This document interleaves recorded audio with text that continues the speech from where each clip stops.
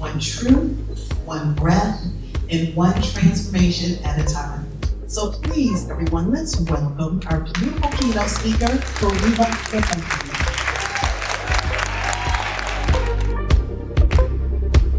Today, I want to blow through what the Temple's method is and how it literally saved my life.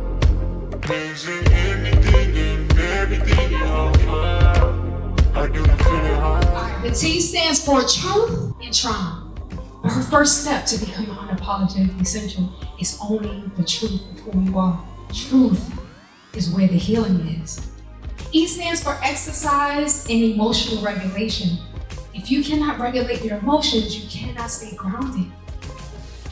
You can't fly off the handle every time something rocks us. How do you stay centered? How can we say we're unapologetically centered when we don't want to move our bodies as a form to regulate our emotions? M stands for meditation and manifestation. So when you master the mind in the quiet and still place, meditation, prayer, that's when you'll know you'll become unapologetically centered and know that you are a sacred temple. P stands for prayer and protection.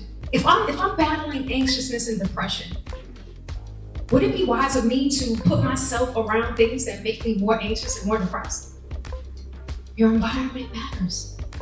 Who you surround yourself with matters. So I had to be guarded about what I listen to, what I read, what I watch. All these things either move you closer or further to the goal that you want to achieve. L stands for love and learn. How can we be unapologetically centered if we haven't learned that self-love is the only love that exists? Come on now. You cannot give from an empty cup. You have to fill your soul with the things that you love, that you enjoy, and you have to give to others from your overflow. E stands for eating to live. We have to start to eat to live. And then when you start to eat to live, you'll start to become unapologetically centered because it will do so much for your mind. When I was battling deeply in anxious depression, I went 90 days raw food and every single negative thought left. It is power in food. Your food is also your medicine. The S stands for speak and surround. When are you going to tell your truth?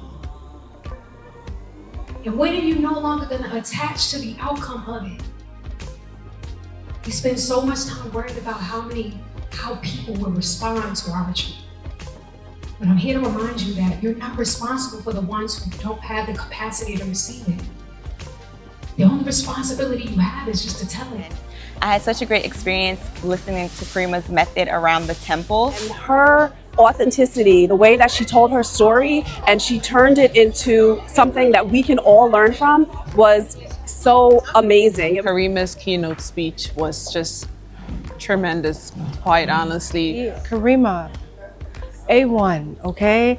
The energy coming out was even better than coming in. I'm actually one of her students right now, and I am utilizing the practices, and I feel so at peace, so at ease, and I'm learning so much about myself. Dang, I'm just tripping on how I wasn't even supposed to be here, like I was really gonna end it. But right here in this moment, right now, I see that my temple really is sacred, and yours is too. I'm no different than you. I'm just here to be the reminder of this divine truth, that we all have a purpose for our lives. Look at me, I go from one to commit suicide to inspiring tribes. Don't miss the lesson. The temple kingdom is within. Now that I have you here, let me end it with two thought-provoking questions. When will you start treating yourself sacred again? And when will you start conducting yourself like you're unapologetically centered again? Thank you.